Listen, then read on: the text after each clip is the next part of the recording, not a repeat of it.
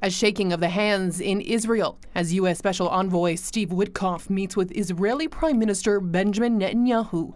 The visit comes on the heels of escalating international calls to end the war in Gaza as widespread starvation grips the enclave. However, Witkoff's arrival also comes 1 week after the U.S. pulled back from Gaza ceasefire talks, blaming Hamas for negotiating in bad faith. While outside of the Prime Minister's Jerusalem office, a protest led by mothers of hostages and other family members call for a ceasefire and the return of remaining hostages. President Trump, Prime Minister Benjamin Netanyahu, and Witkoff, please end this nightmare for all the Israeli people, end this nightmare for all the families that cannot live anymore, end this nightmare for the hostages. President Trump taking to Truth Social, posting the fastest way to end the humanitarian crisis in Gaza is for Hamas to surrender and release the hostages.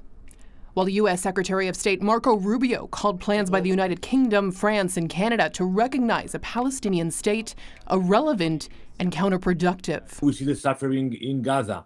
But, our allies and friends should understand that we didn't want this war, and we want to see a closure for this war. But in order to achieve that, we need the hostages to be back home and Hamas to be disarmed.